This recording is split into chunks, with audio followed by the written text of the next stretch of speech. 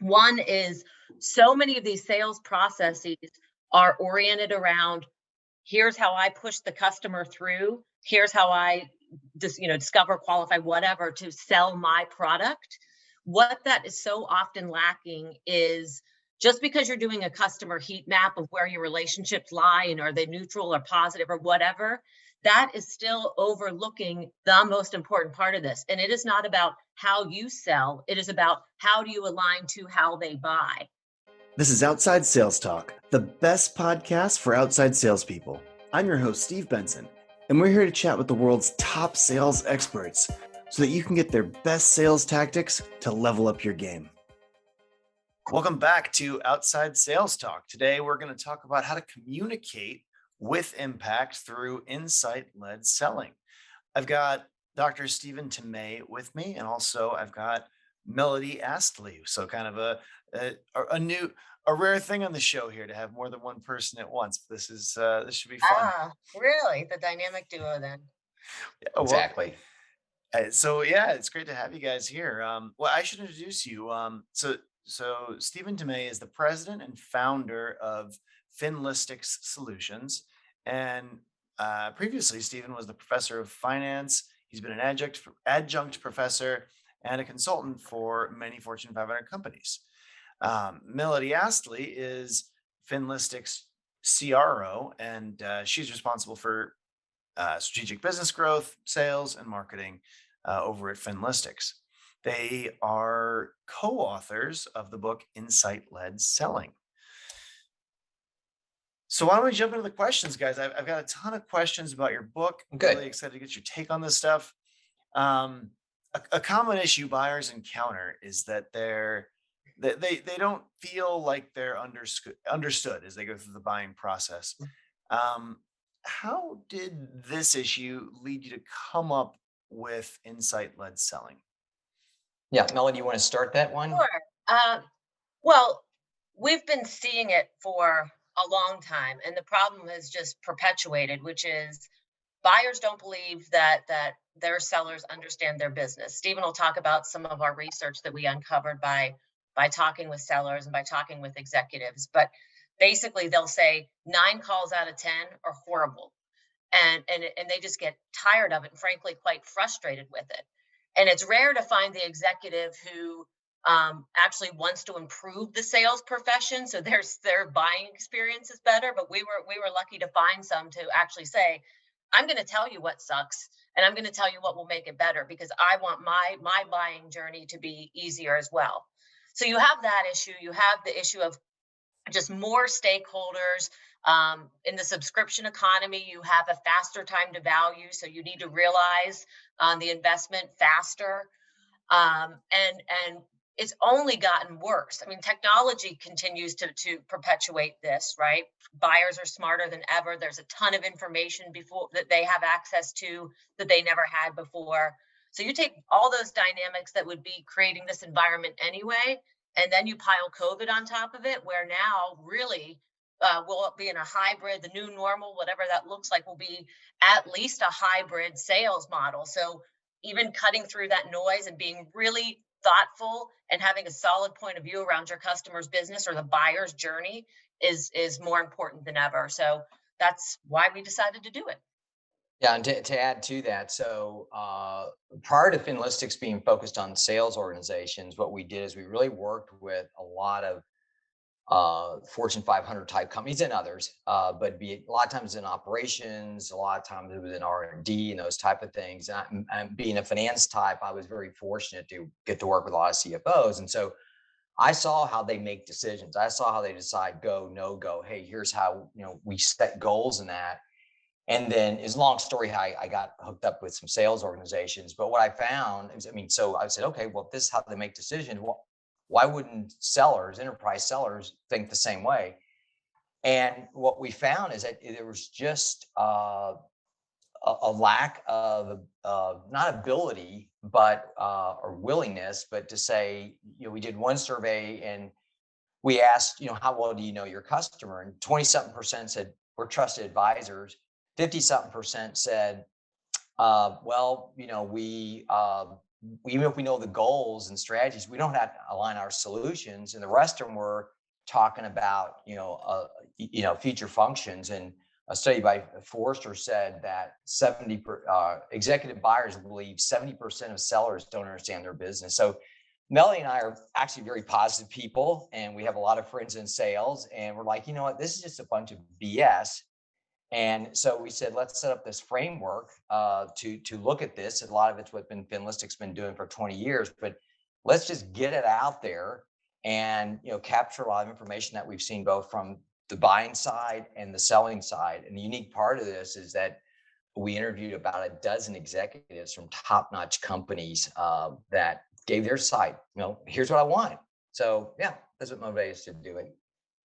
And is that the key then, to understand how buyers really make their decisions and then map your sales process to that buyer's decision-making process?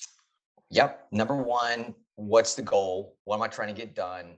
How do I make decisions? And Melody, I think you're getting ready to say something. Well, and who's responsible for achieving these goals, right? They'll tell in investor presentations or wherever, they will talk about, this is what we need to achieve. Well, that's a big onion, right? How do you begin to take that big goal and peel it back and understand that the way that the CIO scorecard bubbles up to that broader goal is quite different than how, say, the CFOs or the CMOs. And so how do you identify which stakeholders are delivering against that big goal and how are they measured? And then you can attach your solution to that to just be more effective.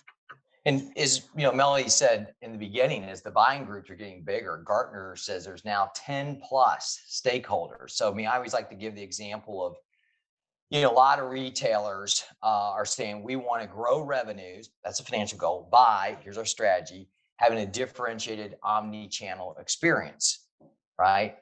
Well, you've got merchandising, you got distribution and logistics, the brick and mortar, you got store operations, right? It just goes on and on, all aligned with the same goal. But I can't go in and say, oh, by the way, here's my solution, and tell the same story to everybody. So I don't have to know the big picture. I have to peel it back to these individual stakeholders and what's most compelling for them, and how do they measure success, and how am I going to help them be successful. And from a tactical perspective, how can a field salesperson better understand what their process looks like? How do they better understand them and what they want and what they need? What specific questions or what processes can you go through as a field salesperson to gain this knowledge in the first place, so that you can map your process to their needs? Well, there are a couple ways, and the book really does give you frameworks to break that down and understand. Look at these things, and there are things in the public domain. There are, of course, things that we at FinListics offer that are not in the public domain that help you understand what are these scorecards, how are they measured. But in the public domain, there's a ton of stuff, and a great place to start is, well, of course, always like a Seeking Alpha to read the questions at the end from the analysts, because they get really specific around how are you trying to achieve these goals, why are you missing them, who's responsible for it. So that's free information. Go grab it. Another piece that's free and in the public domain is executive compensation. These executives are reporting their short and long-term plans and the dollars or shares, whatever it is, attached to those plans right there for you. And the idea is not to say, oh, hey, I understand you made $5 million last year or whatever it is. It is to say, in the short term, this is your scorecard. In the long term, this is your scorecard. And if those aren't headlights into how they're thinking, how they're measured, and what they're going to be building against, then I don't know what is. Because the last time I checked, everybody's working for a paycheck, and their why and the greater good and all those things, but they're motivated by their compensation plan. So it's just basic blocking and tackling. If you can find these things, spend 20 minutes to find these things and start thinking about it, you're better informed. And guess what? Sadly, you're more informed than what they're telling us are 70 to 90% of the people who get in front of them. Yeah. It's like, why wouldn't you do it? Yeah. And to add to that, we talk about in the book, it's really a team sport. I think it's totally unrealistic to tell a field seller, hey, you go find your company's goals. Now that part may be okay. And now, you go map our solutions. You talk about, you come up with the elevator, pitch. You come up with what is the potential increase in the value of the company. It's overwhelming. I think that's why a lot of people don't do it, but it can be done to come up with these industry playbooks, having the pre-sales in there, having the industry experts in there. If they've got value engineers as an example, got to bring them in, bring the sales intelligence. So it may sound like a lot of work, and I'll be realistic, it can be, but the great part is this is so scalable then. So let's say that you specialize in manufacturing, just as an example, and you sell the cloud, or you sell devices that connect, the other equipment and that type of thing. Well, once you've done it for, let's say, manufacturing, and there's a bazillion different companies in there, it is very, very, very scalable, but it takes some effort up front. And I'm convinced that's why a lot of these buyers, like I had a good friend of mine runs the supply chain for this wholesale distribution company. They do what we call MRO, maintenance, repair, overhaul. And this guy comes in and starts using manufacturing term. He's like, do you know what we do? And the answer was no. So it was a short meeting. So the point being is a lot of it's out there in the public domain. I know a lot of companies, we did a survey recently, like 50% of sales comes from private companies, but you're not going to find this. Well, guess what? Do the research on the public companies. And I can go to Melody and say, Melody, I don't have your information around goals and financials, but I see this as a common trend. Are you experiencing the same thing? Here's how we've helped others. So, but you got to do your homework. Otherwise, you're just like everybody else. And could you guys explain how insight-led selling, the concept that you guys are discussing, how is it different than solution selling, for example, and other forms of sales frameworks and strategies?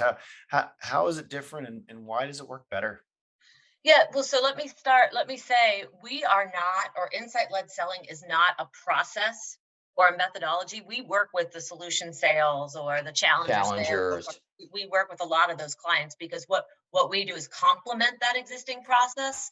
So we can talk about the fundamentals of what we'd like or dislike about them. That's a whole nother podcast maybe we can come back for. But the point around the major differences around insight-led selling and how they complement are, I think, twofold. One is, so many of these sales processes are oriented around, here's how I push the customer through, here's how I discover, qualify, whatever, to sell my product. What that is so often lacking is, just because you're doing a customer heat map of where your relationships lie and are they neutral or positive or whatever, that is still overlooking the most important part of this. And it is not about how you sell, it is about how do you align to how they buy. And I know that sounds like just a twist of words, but it orients the seller around what we call the outside in. How do you begin to think about the world outside of your company and align your company to that? Because it will just push the buyer along that much more effectively. That's the first thing, the outside in orientation. Yeah. Second part is, the way that we look at this is we look at the financials and we look at the associated KPIs, and how do you measure against those, and what is a real business outcome, or what is essentially a cash flow improvement associated with the financials behind improving these KPIs. And why is that different? Well, that's different because it's immediately lining, or why is it better, more complementary? Because it again aligns with what these buyers are tasked with and talk about internally every day. And sellers may find this financial stuff intimidating, or I was a history major or whatever. But the point here is, you do not need to be an MBA in finance or even a major in finance to be able to understand this stuff. And you'll be remiss if you don't, because the CMO, who's nearly certainly not a finance major, is talking this language. Why can't you? So don't be afraid of it. Those are the two things. Yeah, and I want to add to that is that, yeah, so I agree with Melody. Any value-based or that kind of selling methodology we fit into. And here's how I view a lot of this stuff, is that a lot of those methodologies are about how you talk to executives. Here's how you talk to an executive. we are what you talk about, right? So it's not like when you talk to executives, think like an executive. What does that mean? What does that mean? What does it think like an executive? So what we do is give a lot of examples. We have a lot of freebies that both on a website for the book, at our own website, our own LinkedIn. We really get into the nuts and bolts about, hey, if you're talking to a chief marketing officer and they're trying to grow the business and they're trying to do that by improving cross-sell, upsell, as an example, here are the kind of things that they're looking for. And oh, by the way, here's the potential benefit of a 1% improvement in cross-sell, upsell for the typical company in consumer products. So it's not, I came from the university, so I know all about theory. That's the reason why I left. Like, I'm tired of theory. I want some practical applications. So what really separates us in a way is that there's a lot of practical experience in there. And that's why having the executives that we interviewed say, here's what we want. Let me give you an example of a good sales call, and let me tell you one that couldn't end fast enough. So a lot of practical step-by-step guides, as well as some very practical examples. Okay, well, and that makes a ton of sense to me. I mean, and for a lot of times when you're selling something to an organization, even if you don't know a ton about the organization, the reasons they will often take action is because it's going to help them make more money. The stuff that you give them is going to help them grow their top line. They're going to make more money, or it's going to save them money. It's going to reduce one of their costs. Exactly. And that's, business equals revenue minus costs equals profit. So it's pretty simple. So pretty it's simple. It's one of those two things. If you want to talk the finance side. That's right. That's it. Then get much more complex than that. That was accounting and finance summarized in one sentence. That was easy. There you go. See? You don't need an MBA in that. I mean, no, you don't. That's exactly the point, and that's where we start in the book, is to say, don't be afraid about this. And financial performance is not this esoteric thing. It's pretty fundamental, and that's like you said. It's the growth. It's how's the money come in the door. It's the profitability. What's the cost structure that supports the money coming in the door or doesn't support? Hopefully not. And then capital utilization. What are you doing with what's left to continue to fuel growth for the business? That's it. Now, different industries call them different things, right? Right. Not, for an instance, go to a banker and talk about fixed asset utilization. They'd look at you and think, this wackadoo does not know my business. Same way with a manufacturer, you wouldn't go in and talk about efficiency ratio. That's not how they're measured. So that's where we start so basically and build on these frameworks. You can round those out and peel back that onion and wind up with a true value-based business outcomes, quantifiable alignment to the customer's goals. And also, as soon as you say the word finance, hey, you want to learn some finance, or shove bamboo shoots up your fingernails? They grab the bamboo shoots every time. I've been doing this 30 plus years, and I can tell you, please. So part of what we talk about in the book, and it's not a finance book. There's only one chapter. There's a financial theme to it, but it's not a finance 101 type thing. So one of the things that we talk about, and me having been very fortunate to work with a whole bunch of companies in a lot of different industries, within each industry, there's 2, 3, 4 at the most. I'm going to stop at 3 measures of financial performance. Everyone's focused on revenue growth, right? If I'm a retailer, though, I'm going to look at gross profit margin and things like, how much do I have in inventories? If I'm, manufacturer, it's going to be, well, how well am I utilizing my assets? But the point being is, you can identify those 2, maybe 3 key areas. Then you start talking about how does our solution help improve? Don't give any numbers yet. How do our solutions improve that? And then we can talk about, okay, well, how much might be the benefits? But if you don't have a strong house story, you're going to get laughed out of there. And I learned this from Tom Shoei. He was a CFO at Walmart. I was very fortunate to work with them, and he told me, he said, Steven, you're a numbers guy. You always want to talk about numbers. I'm like, yeah, Tom, I love numbers. And he goes, stop it. He goes, tell me the how, how this is going to help improve the supply chain. And then we'll talk about how much is the benefit. So the point being is, you don't have to have an MBA in finance. There's a couple of metrics. You work together to get down your how story. how we've helped others. How might I be able to help you? And then you can get into the numbers. You guys talk about executive insights a lot. What could you explain what executive insights are, and could you give us some examples of those? Yeah. So it's how they think. And when we said executive insights, like I said, we interviewed 12 executives from like Coca-Cola, Procter and Gamble, Honey Baked Ham was one, but they didn't give us any coupons. I really wanted to get some of their sandwiches for free. But anyway, so AT&T. And so we just asked them questions like, what is your expectation of a seller? When you guys are making decisions, how does that work? How does that, roll down into the rest of the organization? So it's really, how do you feel that executive's pain, right? Because they're always trying to get focused on something like a CMO. The average tenure of a CMO is 3 years. 3 years. I think they're under a lot of pressure. So if you can identify with that and help them maybe stay an extra year, they're your best friend. So it's really just to identify how do they think, which is about goals, strategies, performance, and then breaking that down to smaller pieces. Well, how can you make their lives easier? Yeah, and it's worth noting, the executive insights.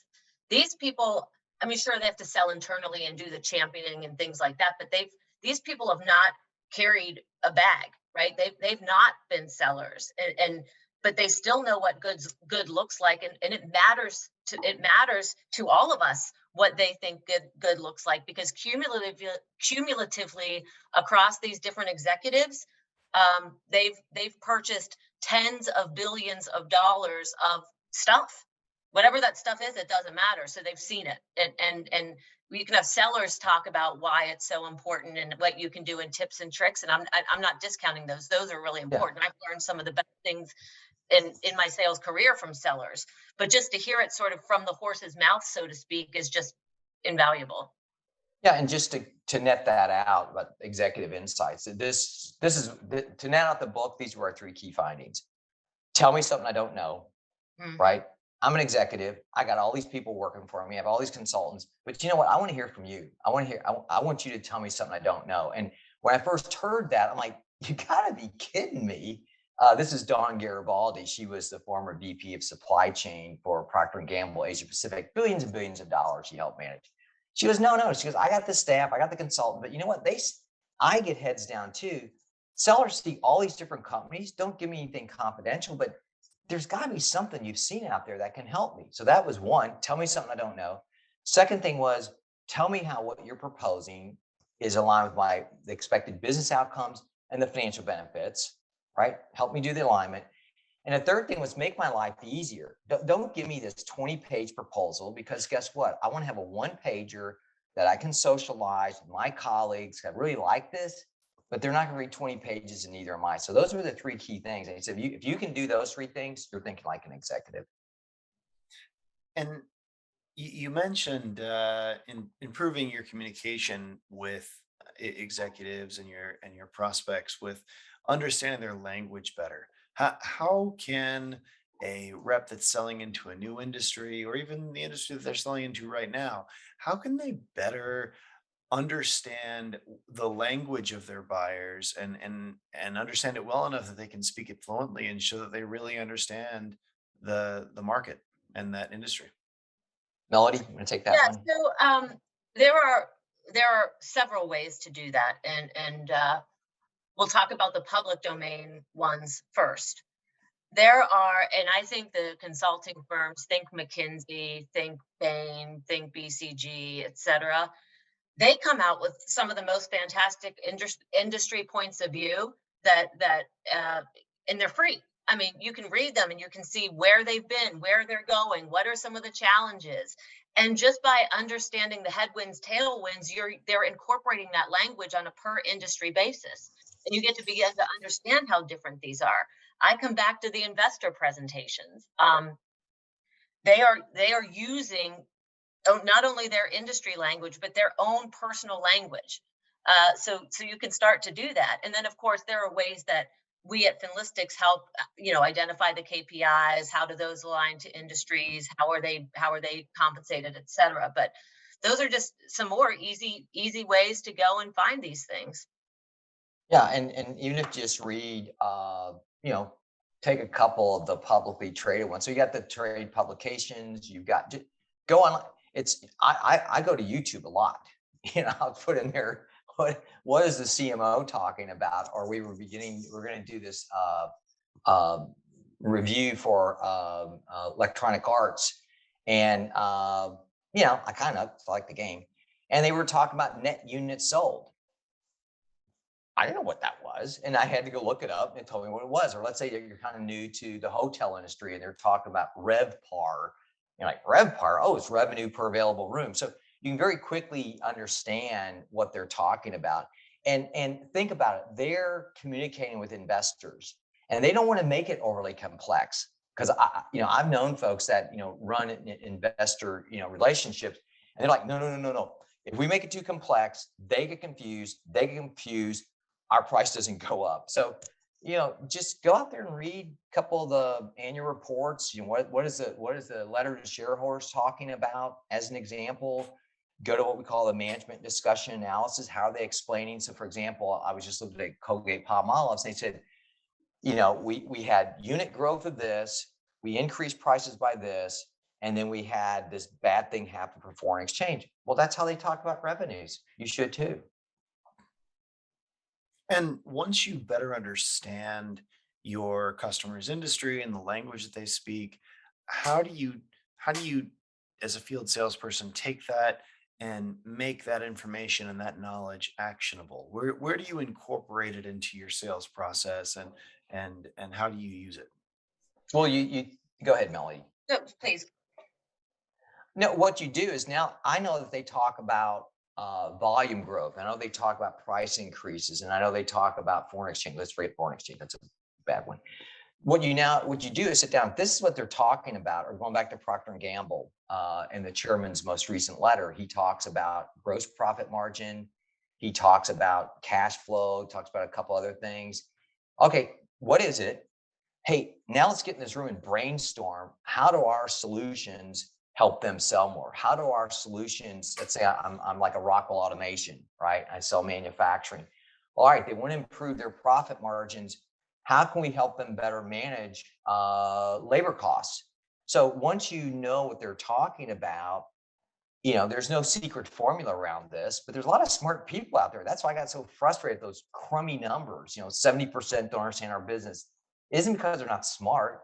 So, have a brainstorming session, at least that's what I recommend, and say, now we know what they're after. Hey, Melody, we're selling automation. How would that help some of these metrics?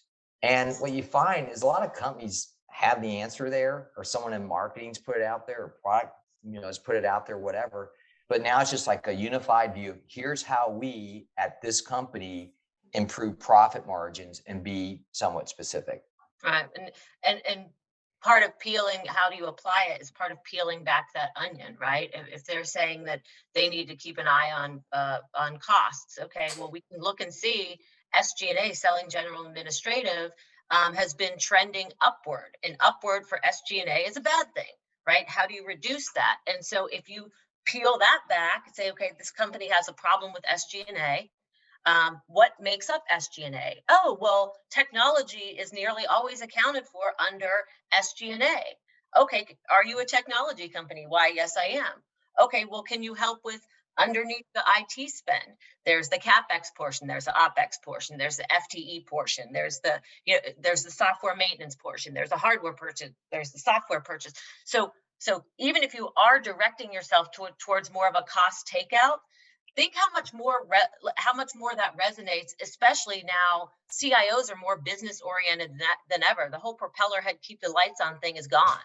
They are now business led executives, right? They're often reporting to executive comp as well, because that role has changed so much because technology has changed so much. So think about how much more compelling it would be to say, oh, I can sell this to you for 5% cheaper than the next guy because mine does this faster than yours, or da da da da da. But if you can say Snoozer. This overall impact to SG&A is worth, a 0.5% or 1%. Not only are you talking about it in a different language, but you're using the language that these people are paid on, and you're doing it around the how. I can take a look at your FTE costs and we can change it by this much, which equals that. I mean, doesn't that just sound like a better conversation? Well, it sounds like it because it is. It's a better Yes. conversation than I'm cheaper than the next guy or girl. Absolutely. The next section is sales in 60 seconds. So quick questions and quick answers. First Wait, question, hold on. Are we both answering or are we like round robining? It's your call, your day, your way. however you guys want to do it. You take the first one, Melody. I don't think so. I need the things to start firing. Okay, 60 seconds. All right. Let's go. All right. So first question, what does it mean to communicate with impact? It means to have a very crisp point of view, communicate it clearly and succinctly, no long wind up, keep it simple, understand the detail behind it, but no long wind up. They want to hear the how and the how much in an elevator pitch, basically. And I'll use the last 10 seconds. And you got to tailor the message. Just don't give everyone the same message. Or it's not relevant. All right, got that one. Perfect. And what is your number one tip to help buyers gain more confidence? Buyers or sellers? Buyers. Like what's your tip to, as a seller, help your buyer be more confident in making a purchase? Tell me you've done it before. Steve Clancy, CIO at Georgia Pacific, was all about bring me something fresh, right? We interviewed him in the book. Bring me something fresh and tell me where you've done it before. So the best way is, one, you understand my business. The other part is tell me where you've done this somewhere else. I respect the confidentiality, but that's going to make me feel a lot better than, hey, we can do this. Hey, have you ever done it before? Hey, no. So, yep, gotta have the case studies. All right. Good. So powerful. Yeah. Case studies are so powerful. Being able to set people up with other people who are like them, and so that they can have a private conversation about how it helped their business. It's, as long as they're not competitors, people are often willing to share. They are. What is one habit that sales reps need to stop doing that you came across in your interactions with these executives? Stop showing up and throwing up and just, let me talk through a 30 slide deck. They'll fall asleep. They don't want to hear that. A lot of times these executives don't even want to do the whiteboarding. I know there's this notion of let's get up and whiteboard this whole solution, and that's not what they want either. That's like a level or two beneath them. It's how do you get there? How are you quick? So stop trying the other methods, tailor the message to the executive and keep it short and simple. And make it all about the company. That's outside in. Don't show up. We're in 130 countries and here's our wonderful technology, and you can do 10,000 forecasts in 1 minute, but guess what? I only need one. So make it so customer centric. In fact, a great story, good friend of mine, wonderful salesperson, talked to this executive, spent like an hour talking. And at the end, he goes, well, aren't you going to sell me something? She goes, I will eventually, but I wanted to get to know you. So make it so customer centric. It's not about you at all, at least in those first couple of meetings. Well, and usually an executive won't even take a meeting unless they know that either your product or your service does that it's going to fix a problem or make something better that they're already kind of concerned with, right? Right. And so you kind of want to understand why they took the meeting and why they were interested. Yes. What was the area that caught their eye, and then show them, show them how you do what you claim to do, and give them examples of it working the way they'd want it to work. Yeah, and then if you can, let's say you've got some experience where you've been able to increase labor productivity. Everyone's over labor productivity now, and here's how we did it. And the average benefit, I want to be conservative, is 3%. For a company your size, don't make a promise. Based upon what I can guesstimate is that would be worth this many millions of dollars. So bring in the financial component. Don't make a promise. Don't come up with these crazy numbers I've seen. But you just blew the 60-second game. I think we're like not even playing by the rules anymore. We're terrible. I don't like rules. I like to drive all over the road. All right. Okay. All right, there. Done. So what why is it important to implement this approach that you guys have laid out uh, as a team rather than just implementing it as individuals? Because sales organizations who adopt this thinking and approach the go-to-market strategy, they truly do transform. We've seen it time and time again. So you can have the lone soldier out there trying to do this heavy lifting, but when organizationally you have the sales leaders talking this talk and walking this walk, and you have the marketing organization talking this talk and walking this walk, it changes the whole go to market. It changes the whole way that companies show up. It changes the executives' perceptions of these companies, and it transforms them and makes them more effective at those levels. That's what we Mm. that's what we mean when we say a team effort. Yeah, we're a data-driven company. We've got the results. It's saying that 75% of sellers that went through the process, added this much more to deal size, but they can't do it by themselves. What is the most important thing that you learned while you were researching this book and putting it all together? That I can't stand editing. No, I, For salespeople. uh, no.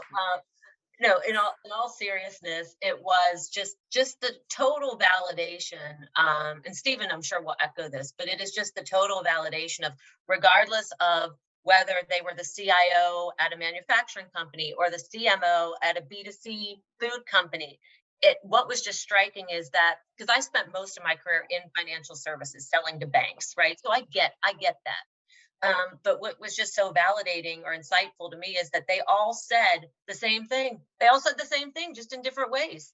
So it's just like, it's right here, people. You know what I mean? Right here for the taking. So take their advice.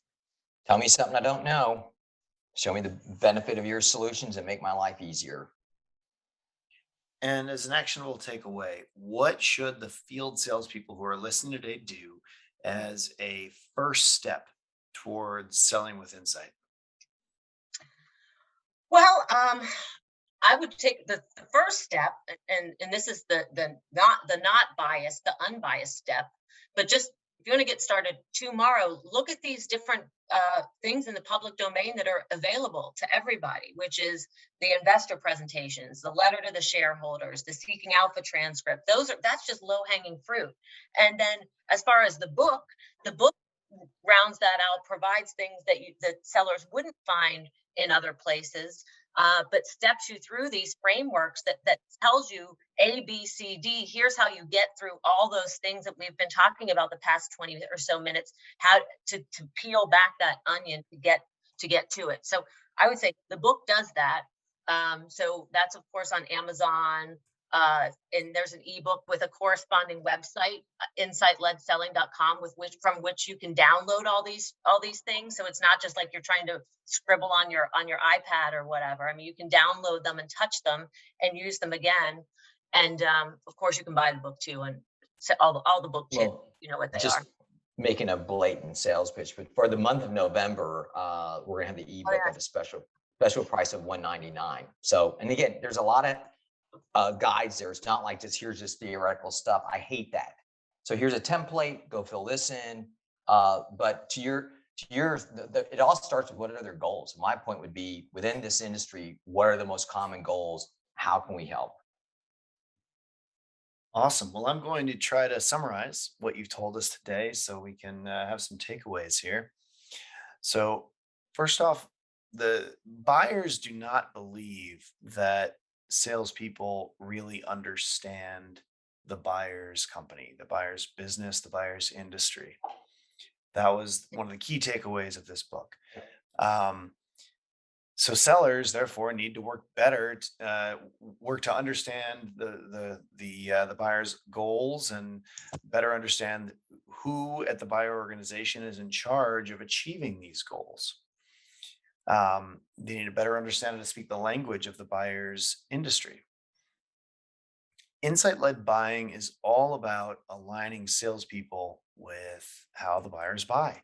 So you want to focus your selling approach on the ROI and also on improving the buyer's KPIs. So you got to understand what those are. What generates ROI for the buyer? What are their KPIs? The company's KPIs, this individual who's making the decision, what are their KPIs? What do they get paid on? What are their, if they're an executive, what are they bonused on? Do they get their bonus from increasing revenue, reducing costs? Is it about the shareholder? Is it about the share price? What's it about? Increasing headcount, decreasing headcount. You want to work to understand the different stakeholders involved and all of their goals and what they care about. And if you can unlock that, then you can map what your product does to those different goals and those different initiatives. When you're speaking with executives, try thinking of these three things from the prospect or the executive's perspective. So first, the executive wants to learn something that they don't know. Second, they want you to tell them how your proposal aligns with their goals. And third, executives that you're selling to, they want you to teach them or tell them or show them something that's going to make their job or their life easier. Yep. You can try to customize your approach to each decision maker by addressing those specific metrics that they care about. But of course, first you have to understand those metrics and what they are. It could be as simple as understanding, are they trying to increase revenue or save costs? But most things effectively boil down to one of those two things. This has been a really valuable conversation. Where can our listeners, I know you guys gave a few examples a few minutes ago, but what's the best place that our listeners could learn more about your work and reach out to you? How do they get in touch? Well, real quick, you did a great playback. I So I like think that. you're a Wish good I note taker or a good listener or what, but thank you. Thank Um, you. yeah, sure. Well, I It's half mentioned my earlier, job here. I ask the questions and I summarize the answers. That's really there all you I'm go. doing. It's pretty good. Perfect. So you can find us at finlistics.com. That'll be in the show notes, but also you can find us on Twitter, LinkedIn. We have a ton of good dynamic content, whether that be an infographic or a video or what. I mean, there's a ton of content on our LinkedIn page, and we're constantly updating that. And then, like I said, our website, or you can just find us at info@finlistics.com. Yeah, and these are practical. I mean, for example, just last week we did a 30-minute session with an executive from a private company. How do you sell to a private company? I'm doing one next week with how do you sell using executive compensation? 30 minutes with someone that sets exec comp plans and that. So really a lot of real practical stuff that you can start applying immediately. So both on LinkedIn, go to our website, finlistics.com, go to the resource section. Or like Melody said, just reach out to us, info@finlistics.com. Well, this has been a fantastic episode of the Outside Sales Talk. If you work in field sales, you'll love Badger Maps. #1 route planner, helps you sell 20% more and drive 20% less. You can get a free trial of Badger Maps at badgermapping.com today. If anyone can think of any other sales reps that would benefit from learning these skills that we've chatted about today, definitely send this episode along to them. Thanks so much for coming on the show today, you guys. This has been really awesome. Stephen and Melody, thanks for coming. Our Thank you pleasure. for having us. It was great. Thanks. Take care, everybody.